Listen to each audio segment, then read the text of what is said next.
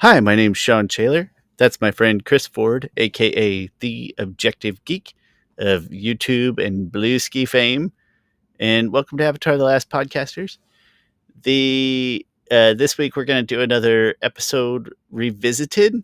Only it's going to be just a hair different this time for obvious reasons that we will get to. But before we do that, Chris, how are you? What have you been up to?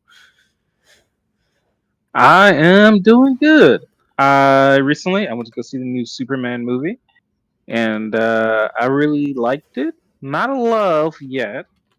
Not to say like, oh, I'm giving the movie benefit of the doubt. It just happens to me with movies sometimes that I change my opinion on them. Batman Begins. It's my favorite movie of all time. First time I watched it, I liked it, and now I love it, and it is my definitive favorite movie of all time. So I might love this movie more. Might like it less. I doubt that.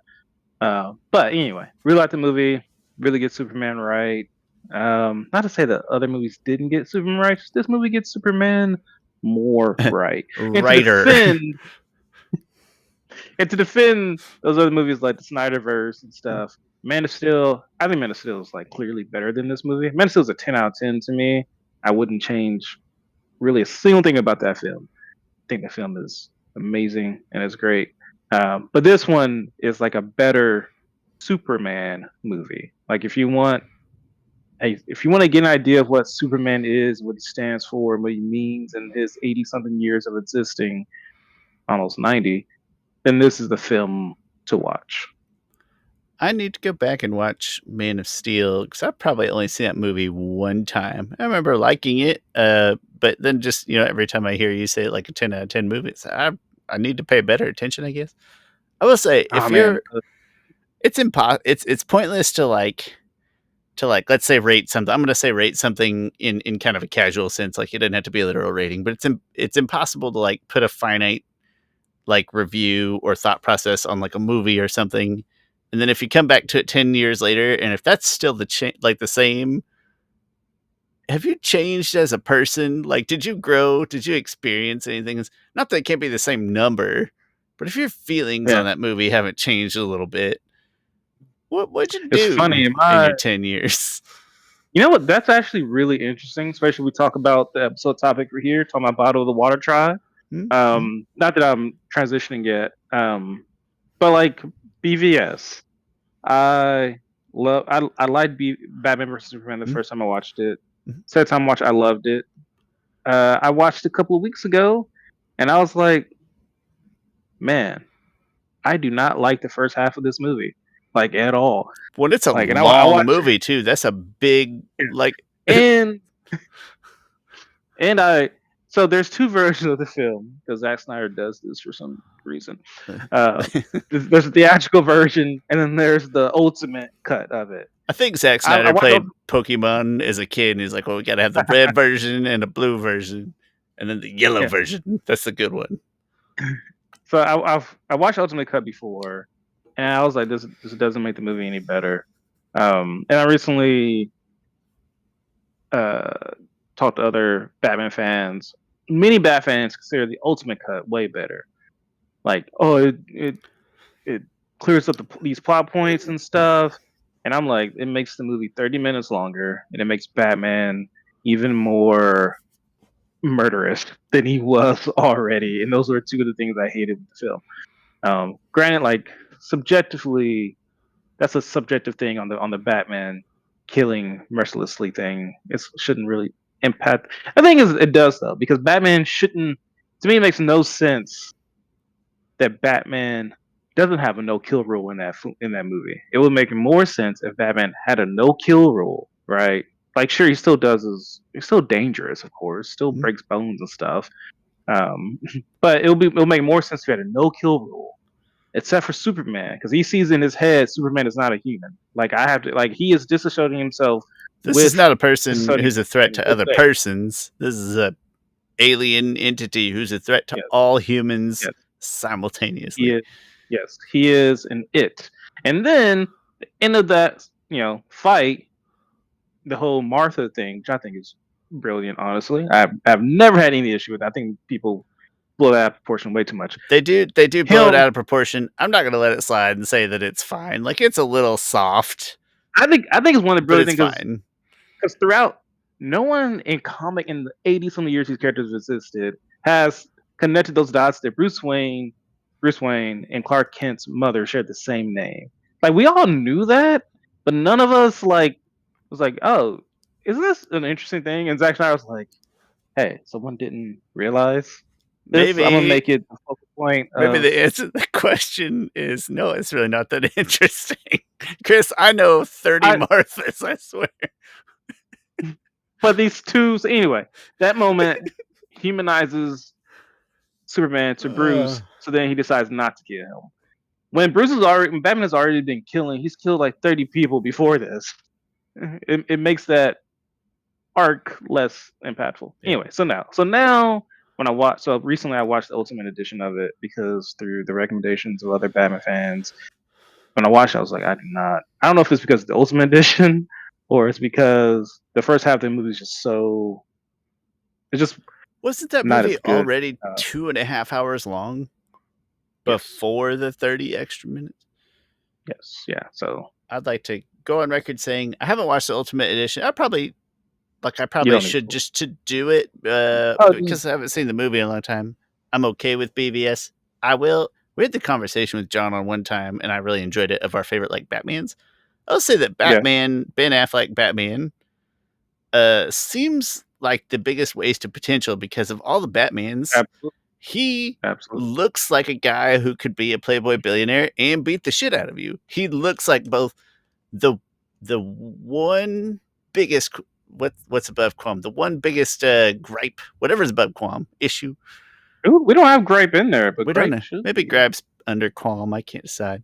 One above Grape is qualm. higher than. What? So maybe it's gripe with the latest Batman movie is just that the way like Robert Pattinson could play both sides well, but he doesn't have any playboy billionaire ness to They him to didn't. me. They didn't go for it. They went for the secluded loner But I really who like wasn't trying. I like playing both.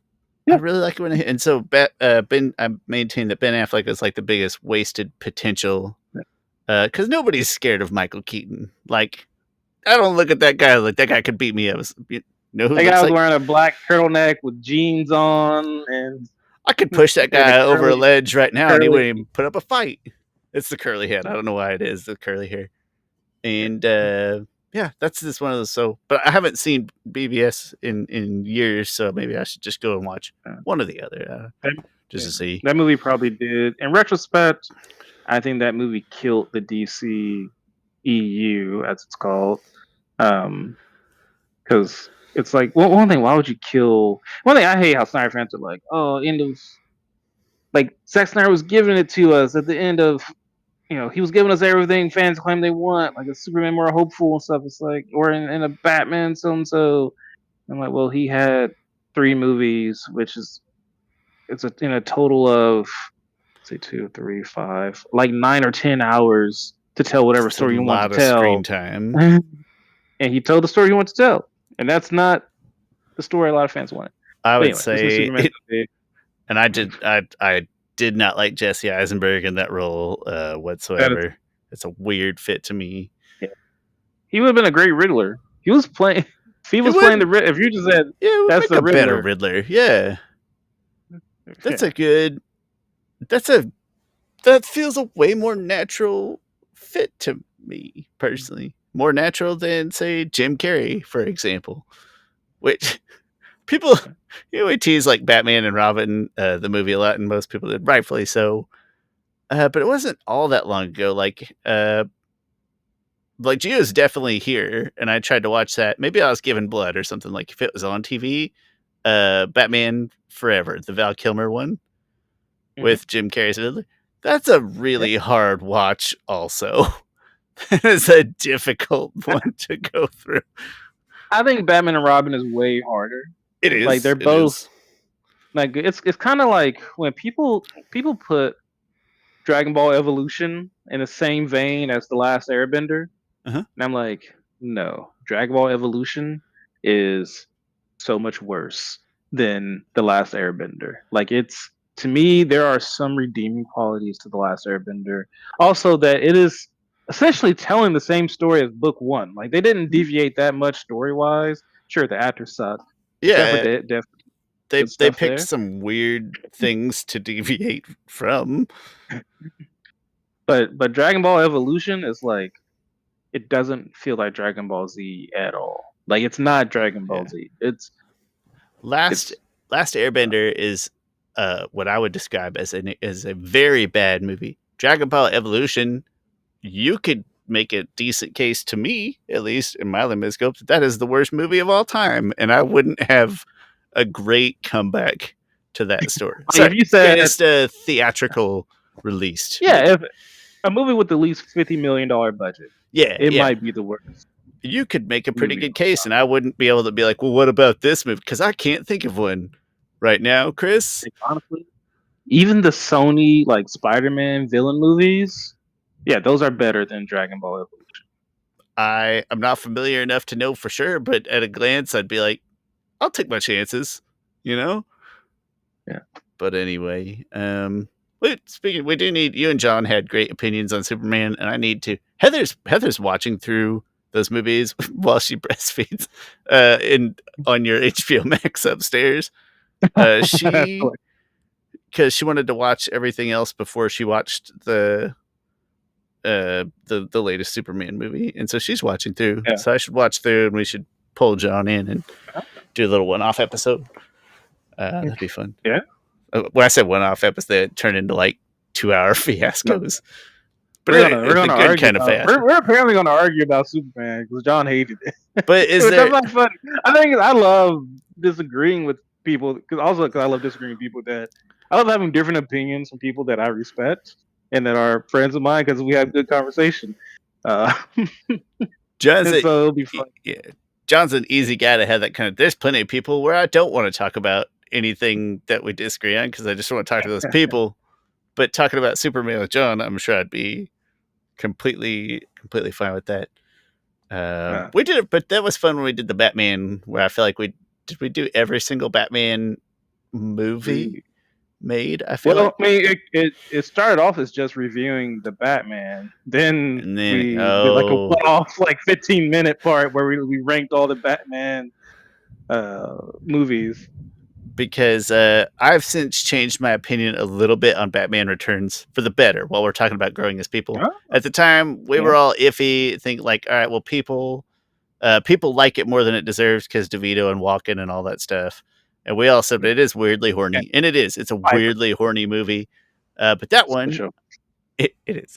But I did go back and watch, and I found it more enjoyable. I think in the time Gio was here, I watched those three. I didn't watch Batman Robin. I don't need to, but I did watch those three, and it might have been spawned by Giving Blood and seeing most of I mean, Batman Forever, or giving platelets. style, you got to give Tim Burton credit. Stylistically, it is like it's like holy crap! Like look at the costuming from everybody. Look at the world.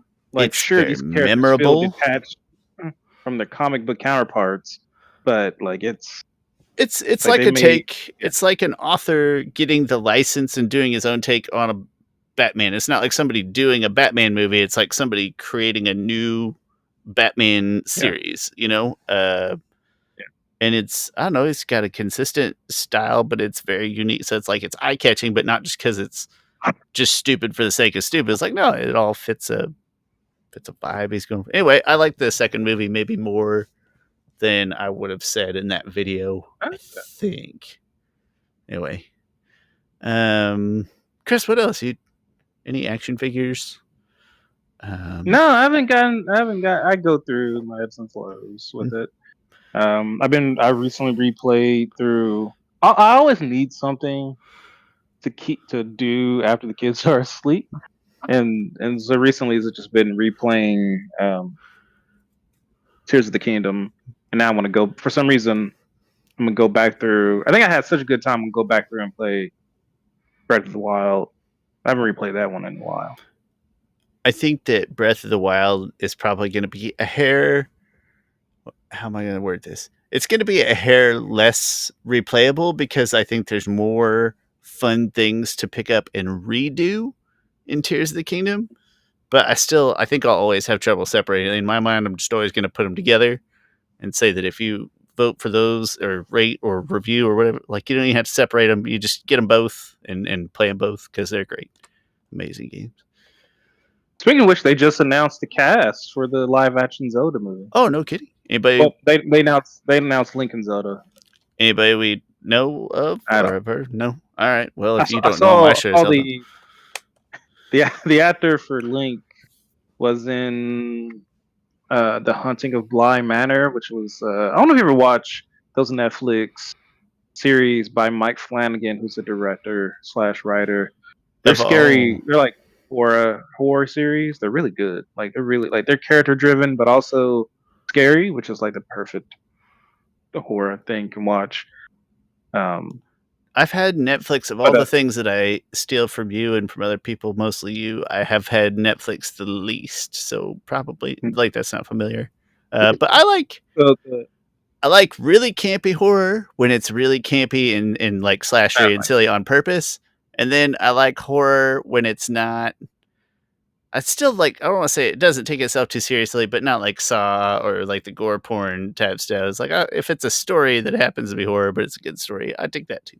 yeah, yeah. This is more like ghosts and stuff like that, I A guess. smidge But it's more, very character. yeah. It's very character driven. Excellent, He excellent. has about 5 different series. There's this one that's a vampire.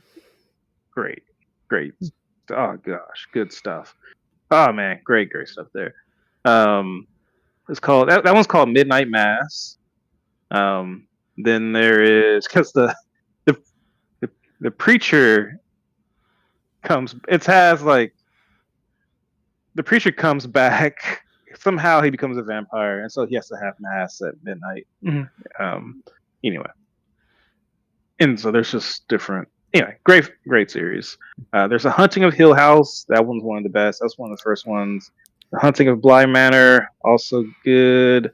The Fall of the House of Usher. I didn't care for that one as much, but it's also That's the good. first name that I've heard. Does it happen to be like the most Okay. popular or have a particularly famous actor or something in it? Mark Hamill's in it. Okay, that Um, could be why, I suppose. I do think that one might be one of the more popular ones, which I don't know why exactly. It's the first name that Um, you've said that I've recognized at least. yeah, I feel like I'm missing one, but they're all pretty good. Anyway, we're very Yeah, we are. tangential today, or tangenty. I this week, first of all, two things, and it's still very tangenty, but it's amusing. I've mentioned the show Psych before, which again I don't think you need to watch because it's not an amazing show. It's just a show that hits a lot of like my wife and my buttons together. Like it's our dinner time show. You put on an episode, eat dinner, and that's it. But they one of my favorite things about that show is the characters in the show will reference like real life actors. Like Val Kilmer is a constant one, and Ralph Macchio, Kenny Loggins. They make these references to like real life people. Not constant, not to like somewhere in between the amount that we do John Mulaney, like less than him, but more than John Panette. They make that many references to those people. And one of my favorite things is that those people will eventually do cameos on the show. So like Ralph Macchio is like a failed cop in one episode, or there's an officer in the police station whose name they say constant. His name is Dobson. Is like an officer they reference all the time. It's like, oh, that Dobson's on the case where you never see him. In the last episode, in the finale, it's Val Kilmer, like his Dobson. It's Funny. just stupid stuff like that. So every time I see Val Kilmer, I'm like, it's Dobson. I don't know who that is. And then Chris, also this week I decided I needed an activity to do with one hand while I was holding the baby. And so I say probably the past 2 weeks ago. And so I made a video again, made a YouTube video. I even started another one because I had to get a nice creative outlet uh, that I haven't really had time for in like the past year. But now I do have time. It just has to be one handed. And I'm a better like a more efficient, cleaner video editor and like piece putter together, storyboarder, like faster, more efficient than ever. And for some work things and past experiences, I have forgotten like how to just talk out loud in a microphone when you're not on the other end. So I'm like over project. I feel like I'm yelling at the microphone, and then I'll put it in Audacity to edit the audio, and it'll just be like, Jesus Christ, who? It's such a hard time just talking into a microphone from a It's funny. script. I felt like I was reading my own script and it's in my own voice, and it's like I can't make this sound like me, even though I'm saying it and I wrote it, and it feels like something I would write. It was a very strange phenomenon. Whatever part of your brain that skill lives in, whatever little skill I had, it's gone. That needs exercised a little bit. But I did have fun. Made a Just have YouTube just, video. just have uh just have Austin do the voice for you. Maybe he is a I know. easy listening guy. Good clear voice. At the right, what do you call it? It's in the right like frequency. Like it's not too high. It's not too. Yeah, Mm-hmm. maybe the right octave. Like it's got a good clean pitch. Whereas mine, I either get nasally when I'm high or like kind of a rumble in a bad way when it's low. Anyway, I forgot how to. I thought it was stupid. It's like I just talk to Chris all the time. What if I just pretend I'm talking to Chris and then I'm looking at the screen, I'm talking, and also I'm just yelling at the microphone. I'm just we're projecting for some reason. I don't know why. Anyway, yeah, Chris, let's get to the topic at hand. We're going to revisit the episode Bato of the Water Tribe and what makes this one How long? different. Just curious. How long we been talking? Sorry to interrupt. 21 and a half minutes about very Okay. important stuff. And so we're going to redo Bato of the Water Tribe. We did another revisit episode recently about the beach. And in that episode, Chris, who is rather fond of at least the majority of the beach, explained to me and brought me a bit farther toward the light of why the beach is good. The difference with this episode is that neither of us likes Bato of the Water Tribe. I didn't go into it. I just want to warn, I didn't go into it with like an agenda of like, no, I got to convince Chris or he's got to convince. I just tried to clear my brain and Me watch neither. the episode right now. And that's where I'm at. How about a super short summary, assuming that we'll touch on a lot of the points as we go through our thoughts. Okay. Super short summary. The Aang, Sokka, and Katara come across the ship. It's a Water Tribe ship. They find out it belongs to Bato the Water Tribe. They meet Bato the Water Tribe, which is kind of their uncle figure, best friends to Sokka Katara's father. He's waiting to meet back up with them just to get a message. Aang intercepts the message. Aang's been getting kind of ignored by his friends in this episode. He starts feeling a certain way about it. He gets the message. He hides it from them because he feels insecure. He wants to, so he doesn't tell them about it. Then eventually they find out. Aang confesses about it. They get mad at him. They separate. Zuko is looking for Katara through June, who uses the shear shoe to track her, and then it ends up ultimately they defeat Zuko and the shear shoe, and they join back together and they're friends again. And it ends with Katara kissing Aang. I'm going to start off, and I'm going to start off with a good thing, Chris. I assume we'll go back and forth. It might be chronological, it might not be, but mine is chronological. I'm going to start out by saying I enjoy or appreciate the setup of this episode. If you get rid of the conflict that actually occurs because Aang's a douchebag, and get to the conflict that it should be all about, which is these kids having to make a really tough choice of we could see our dad or we could do this world saving mission, but our dad, you know what I'm so that should be the crux. And so it's like I see right from the get go the potential, like in the opening, it's like I see the potential for a really good kid but touching dilemma here. And that's the positive in the early going. I have one. It's interesting. I think this episode is no longer the worst episode to me. Okay. And it might not even be close anymore. Because, for the longest time, I would say The Great Divide is not the worst. It's not the worst episode that's really bottled the Water Tribe. Because the characters act in a certain way that seems to contradict their characters and their personalities and stuff like that. Uh, which again, I guess I gotta remember that hey, these are kids. Aang is a kid. Sometimes kids are So weird. they are. Um, but I always held this as like this is the worst episode. This viewing, I think there's one specific thing that this viewing really pointed out to me, and I'll build up to it. Um, until then, I'll point out some of the smaller things No, that's that too is great. strong. That's too strong. Some of the smaller things with this episode that I think are really great. Like you said, this is a it's a great plot. Like you said, you got to choose between your responsibilities and choose between pretty much choose between your desires and your responsibilities. And that could have been a really good coming of age story if there was kind of focus on that, which there is like some of that in here. But if that was the focus on it, I think it could have been even better. Yeah.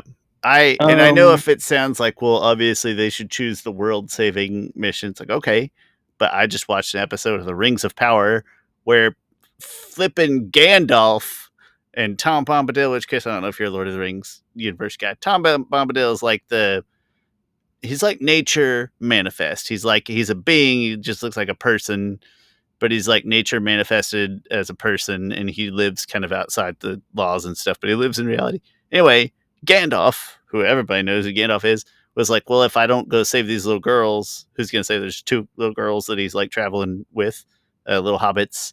And Tom's like, yeah, or the whole world that you are mm, supposed to be saving right now. And Gandalf has like a legitimate conundrum. So if Gandalf can have said conundrum about family versus world, I think that these children could have a pretty solid plot of can we go see our dad or keep going with Aang? so not to uh, get distracted again. I only watched what was there 10 episodes in season one of Rings of Power. 8? I think Whatever they're the number of 8s. episodes there is, I watched one less than that. I watched 7. all the Okay. episodes except for the last episode I would for some argue that reason. was a pretty good place to stop, not because I don't like the series, but I can see why you stop there and you just that's fine. It's I'm okay with the series. It's like fine. for some reason I was just like I don't need for some reason it came to that day of the new episode. I was like, I'll get to it, and I get to it. I never got to it. Was Gandalf The second season does uh, not.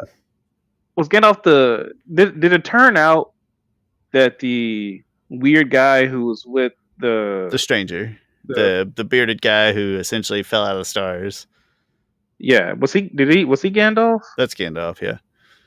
Okay, that's what I was assuming would be Gandalf. All right. Yeah, and that's it's different than the books, but the idea with the book and the TV show is that his spawning is like supernatural, like he's not of the Mm. world, but Okay. or not of the natural world. But no, you're fine.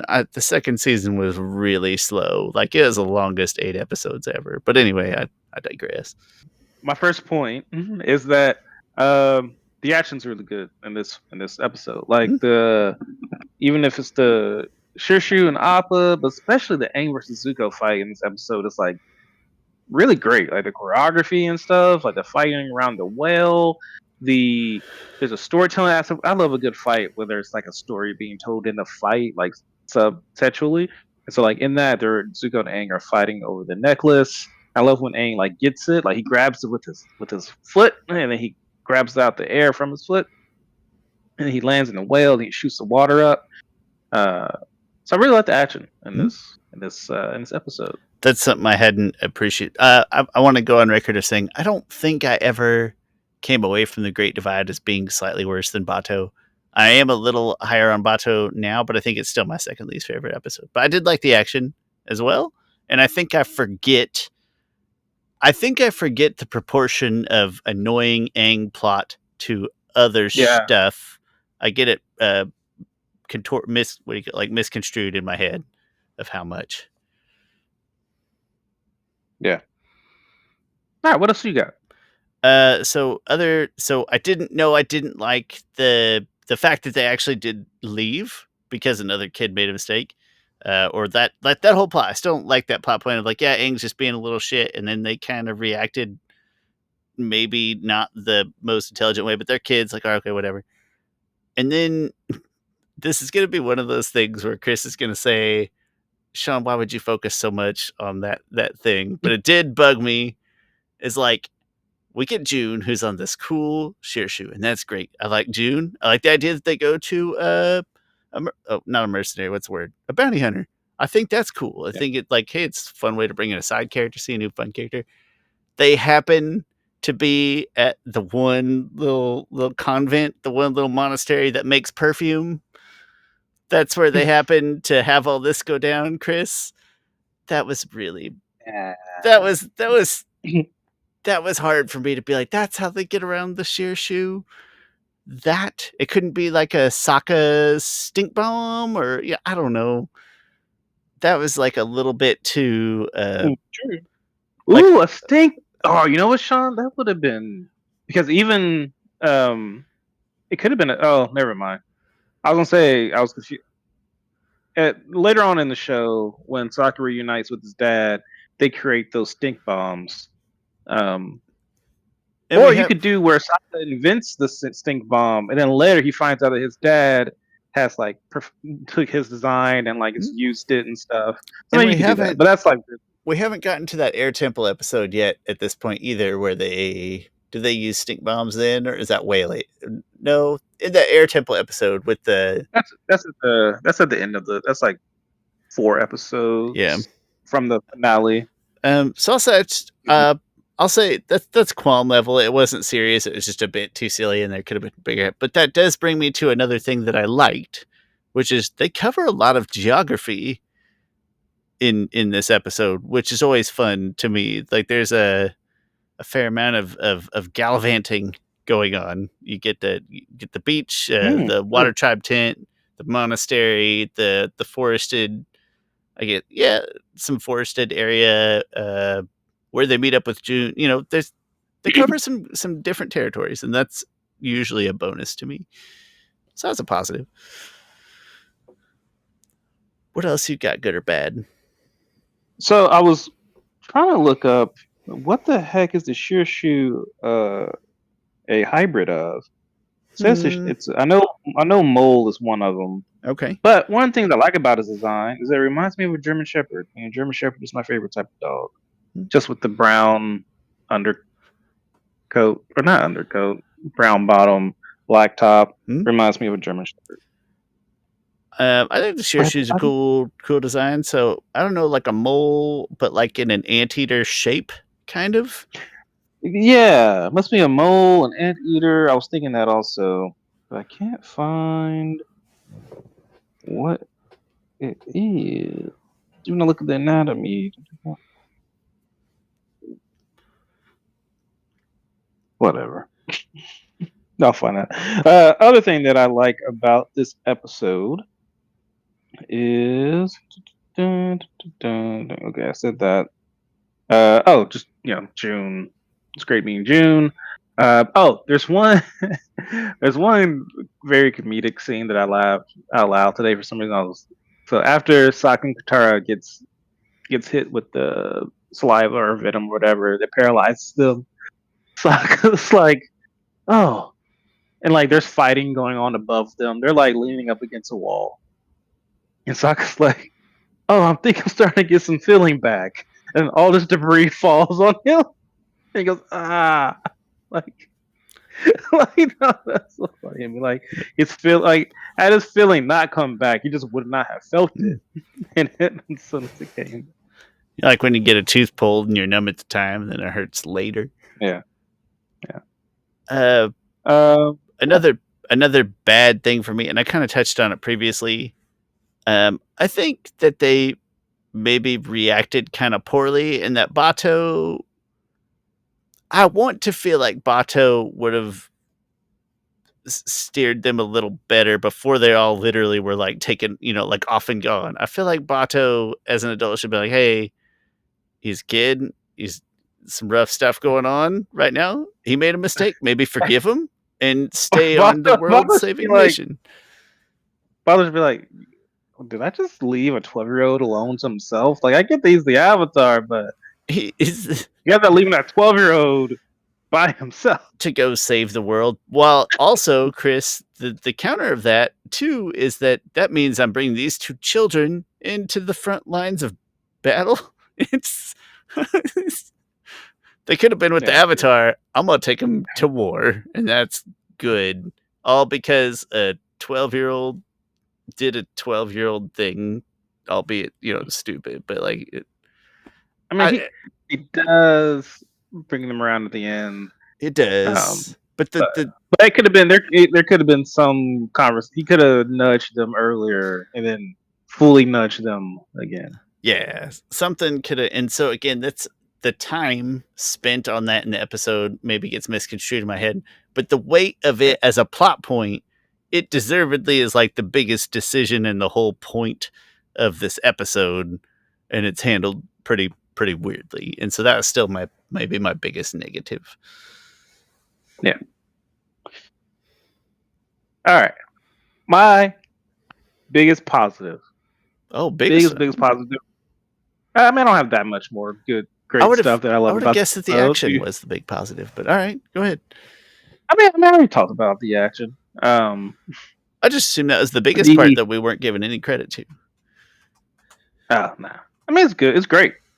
But the biggest thing for me, that for some reason, and this look of the episode really stood out for me, is that. Well, I'll ask you this question, Sean.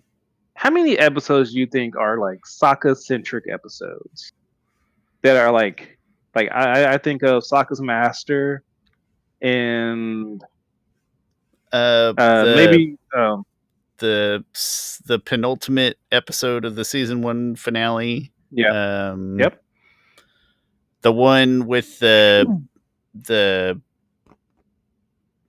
what the hell is his name? The guy they meet in the air temple. I can't. I've referenced that episode twice. It's the that's Mechanist. the Mechanist. Thank you. I keep wanting the Danny Pudi fellow. Yeah, That's I would describe that as Sokka centric. okay, I mean, I know it's not solely Sokka, but like yeah, several cruxes revolve around him. What else with yeah. Sokka? I don't know. I'm gonna I think hazard a guess at 5-ish across the whole series, 5 to 6, something like that. okay. I think in terms of focalness of a character going through a character arc. Sokka's master, it's like it's only Sokka. Everyone else is a side character. Like that episode is just Sokka. Like he's the only one that's going through something in that episode, really. And Uncle Iroh's working out shirtless. Mhm. This episode here, I never thought of it before, but it really is really just focused on Sokka. Like even his character arc throughout, right? It was like there's Sokka stuff in there's he gets his own flashbacks. This episode is so much about Sokka becoming a man, right? We see that flashback of him of his dad going out to war. And he's like, I want to come with you. Like I'm strong and I can do it and stuff. And his dad's like, Sokka, like part of being a man is knowing where to be at the right time, right? And so he's like, you got to stay here. And so that's the dilemma that he's dealt with in this episode, right? He's like, where should I be at? Should I go be with my father and be with him, or should I be with Aang and help him on his way? So that why you get to the end of the episode, and right when they reunite, and Sokka is like, being with Aang is where we need to be at. He didn't go out as, and it's funny because I didn't really catch this in any of my previous watches because it's pretty subtle. Like he's not like Dad would think. Like Dad will say, being a man is being where we need to be at. He just says, being with Aang is where we need to be at. Like Yeah. it's kind of subtle, but that's the character arc right there of being like, no, I think being a man is going to go fight along and be with my dad, but really it's putting that aside and being with Aang and taking him where he needs to go, protecting him. So it's like it's a great arc for Sokka on his way to becoming a man. First of all, complete credit to you because it's not something I had really considered as a whole, like the Sokka approach. And then second, sometimes I'll describe something as being like too heavy-handed. What we were just talking about a couple weeks ago, where it's like dialogue in the episode was just maybe Yeah, a little too heavy-handed. I can't even think of what we were talking about, but whatever. That's a perfect yeah, example of not heavy-handed. Like how what a nice way to tie that together without just being like, "Dad said this, and I think that this right now." It's like no, I just like good, crisp, simple delivery. That's beautiful. And no, I hadn't really considered that at all. That's cool. and it's interesting when you think about Hakoda, right? Like that scene, it makes the scene hit harder in season 3 when Hakoda is talking with Katara, and he's like, I like Hakoda at that point in time made the decision: should I stay with my family or should I go to war? Like, and he talks to Katara like, I stayed up at night, like aching so hard that it hurt. Like he felt like his best place. He felt like as a man, the place he was needed wasn't at home, but it was out at war. And so like you you feel that Sokka is, even though he doesn't go to war like his dad did, he's still just as much of a man as his father is. Like they both made different choices, but for the same reason. That's awesome.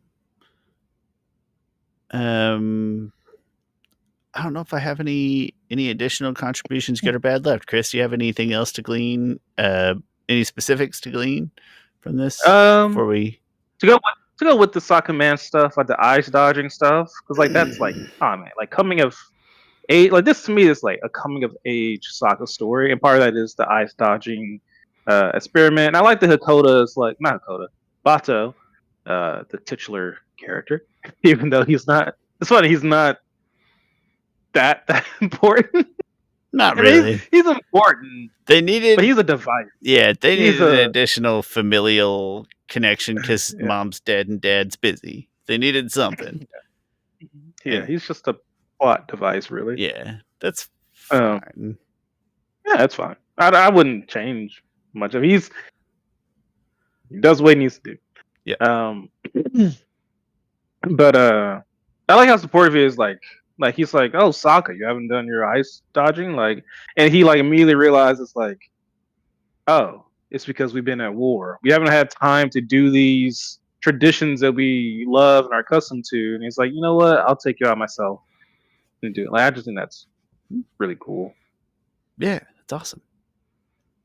So in the grand scheme of things, uh, before this chat, I would have said it moved me a little after having just even that last point with you that I hadn't considered so much of a good Sokka story. Um, would maybe move it up a little more, but I'm going to say not a lot for me. I think the way I think there's some bad writing, and I think that hampers it to the extent that I will be interested to take our next lowest episode, which might be the one with the pirates. I can't remember for sure, but Oh, whatever the next lowest one, I might be interested to go watch that. And like, does it now surpass that episode? Does that episode suffer from some same like not great writing, but does it have some weight like you've just given this one? I don't know. I'll be curious to see if it. I'm not ready. I'm not ready to say that this now supplants that one without watching yeah. that one again, but I can see a Yeah, case. giving that one the benefit of the doubt as Yeah, well. I And then I you think that's rewatch our them next one. all, and then they all go up. They all go up all conveniently together. No, like I said, maybe if we watch that one, we're like, yeah, I see why we liked it better initially, but maybe it just doesn't carry the impact that we managed to find in this one, or something. I don't know. But Yeah, I would be curious. is that our Do you next have lowest that one? up? Let me Uh, let me try to yeah. pull it up without taking over the screen that our faces are on. That's being recorded.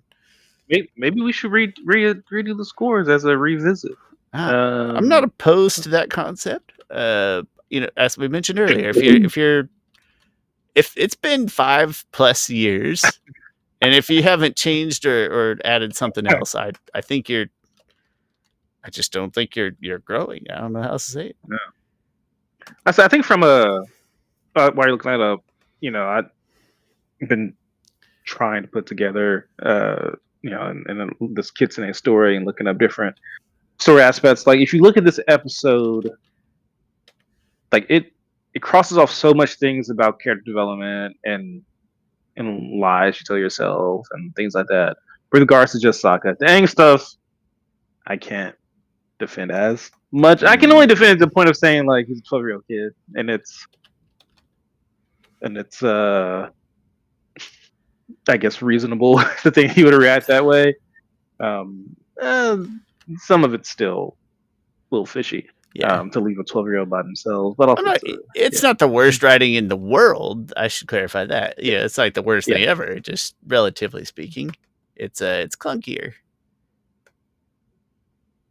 Where I would be curious what my score was and what your score was as well. I'm still digging. Other Yeah. note, while you dig, Katara did a really powerful waterbending move in this episode that goes un. I haven't heard anyone talk about like when they're doing the ice dodging tests, and Taka's like, Katara, put much water between us and the rocks or something, and like the boat's pretty big. I mean, she lifts the water up about 20 feet with the boat on it and stuff, and I'm like, oh yeah, that's a pretty. And like this is her season 1. This is her before meeting Master Paku. Like, that's a pretty good attack. Pretty good move there, Katara. Uh, yeah, like I mean, it's not like it's not mind-boggling, but in the context of season 1 Katara, it's really cool to think like there's still additional water underneath it to like support, right? She's not like having to lift it out of there, Yeah. but just the mass of it's got to count for something. I found the sheet. Just making sure I can make heads or tails of our work here. Overall. Is this an average? That looks like an average. Okay. So, what episode is this off the top of your head? Do you remember? This is 16. I can go find it. It is say Bato the Water Tribe. The Water Tribe is episode 15. 15. And what's 14? 14, I think it would have been the Fortune Teller, but I'm Okay. not sure. Yes, it is the Fortune Teller. Okay. I was pretty harsh on the Fortune Teller, so that's pretty low. 11, is that? What's 11? Man, I'm way meaner to a lot of these than you are. Let's see if I can find a Airbender. Fortune Teller is low, and 11 is low, and those might be the next lowest on average. 42. So 11 and 42. The freaking episode list. Come on. Okay, yep. 11 and 42. Those are the next two lowest, whatever those are, which I can contribute now that I'm done looking. Avatar. 11 is The Great Divide. Okay, fair enough. And 42, so that would be season 3. Is that the beach? Probably the beach. Okay. No, you have it rated too low to be the beach. Oh, okay. It could be the headband. Could be. That's probably it. Yep, that's probably it. Okay. And so I wonder what the pirate episode, what we've rated that. That's got to be like, is that 7.3? That one can't be very high, can it? Dang it, I don't know. Episode 40. I mean, episode 42 would be what? Episode 12? No, episode 2. 2. Yeah. Yeah, it's the headband. Yeah. Okay. So that one's really close, and the Fortune Teller is really close, and I can't think of what the name of the one with the pirates is to verify if that one would be. But so, it's the waterbending scroll. The waterbending scroll. Because if they all move up, that's really not that interesting. But if things change places, episode 9 it looks like, is the waterbending scroll. And that's pretty, that's pretty low too. It's not quite as low as the headband or even the fortune teller. Um, but it's down there a ways. So, ones that we can look at in the future and see how our opinions shift. Chris, this Oh, one. but what was our? Yeah, I'm sorry. Go ahead. You're about to tell me. Yeah, so 15, I already forgot. This one we said was 15. Uh you gave it a 6.6, I gave it a Holy crap! 7.1. Oh, so you were better on this episode than me. Yeah, a little bit. Great Divide we said was episode 11. That one you gave a 6 flat, I gave a 5.3. I think, man, Mm. Great Divide, so much of it boils down to that in the end nothing good actually happened. Like nothing, there was no good moral takeaway. The characters are all annoying. Like I don't think I'll change. Well, we'll watch it again, but I don't think I'll change a thing But about that. what was my scores by area? For Bato, Yeah. you did episode 15. You did audiovisual 6, story you gave a 7.5. What a little surprising. And the memorable there, the X Factor, whatever you want to call it, you did a 5. Okay. I did the I would audio. Yeah. honestly. Go ahead. Go ahead. I did the audiovisual at an 8, and I'm gonna say there's a chance that I was thinking about the Hmm. same stuff, different sceneries, Yeah. different vibes, probably the same thing. Story 7, X Factor 6. Hmm. Yeah. Audiovisual. I have to change because of that fight. I think in retrospect, it's a good fight. I would Good probably fight, change that to like a 7.5, and that'll bring it and up then heavy. Yeah, yeah, and then story. I mean, gosh, I think about Saga so different than I thought about Saga probably a lot more in his character arc since I've yeah. rated that episode. Hmm. Man, but do you put that in story? Or do you Uh, put that more because the story itself is still clunky? Do you put that score really in memorable as being like, what good came out of this X Factor? That memorability is Sokka's character no, I arc. think I think structurally wise with Sokka's character arc, it's a good story. Okay, I probably honestly wouldn't. So but it also set. So like, if I take out the negative stuff about the story, like the plot conveniences of lack of communication and stuff, and feelings and stuff, it'll probably be like a 8 or something, or maybe 8.5. So add that back in. So I'll probably take story to um, where did I have it at before? 7.5. So I know okay, well, I'll take it. it's tough to I was justify. like, I would think it's an 8, but The other that's thing, high. I'll go with yeah. that. The other thing, Memorable, I'll take it to. That's still probably. I had it at a 5 for memorable. yeah. It's probably still. I'll go 5.5. Um, the other thing is like doing these, out of context, out of order, or whatever. You don't really have the, what was my brain thinking, Yeah. context of the time. But anyway, I would be. I we can do the Great Divide someday, Lisa. I just, unless there's a B plot in there that I'm not thinking enough about, like that could happen. I just the characters are all so unlikable, and the ending is so I don't. unsatisfactory. I don't I see don't think there is a redemption. B plot. I don't think there's a B plot in that episode because it's an A plot that then divvies up like It, A1, A2 they're because they all divide there, up. yeah, and they're all And so there, and they're stupid, and I hate it. So I don't see that in changing. I would be more interested to do like a fortune teller or the waterbending waterbending. scroll, or the headband. Right, that next tier of like, Yeah. nah, but not. I don't know. Can it overtake those? Can this overtake those? For Yeah, me, and then you I could don't know. also look at episodes that we disagree the most on. That there's the Mm-hmm. most area there. Wait, I think we already covered the number 1.7 Yeah, disagree. Number 2, it's funny is number 2, heavy it's, disagreement is the Great Divide, just because I was so much harder on it than you. So that's that's funny. well, I don't know if it's number 2, but just at a glance, it's pretty high, in the differences that we liked. Episode 18. What's that? What's 18? Right before the finale. 18 should be the Northern Water Tribe. I'm sorry, the Northern Air Temple. Okay, I do. That's the one I do legitimately No, enjoy, and you don't no, no, like. no, no. What? It's not. No, that's Storm. No, no, it's not the storm. Episode 18, you said. You Episode you 18 like it. I is don't the like it water as much. bending. I think it's the water bending master. It's the one with Okay. Katara and Paku. Okay. Oh, I You liked that think it's called the Northern quite a Water bit more than I Tribe. did. Anyway, those are fun as well. Uh, the Air Temple one is the one that I tended to like more than you. There's not a The ton of water bending. examples of me liking a ton more than you. Usually it's the reverse, which is fine. But Yeah, anyway, we'll do yeah. that some other time. It's fun to revisit these. I dig it.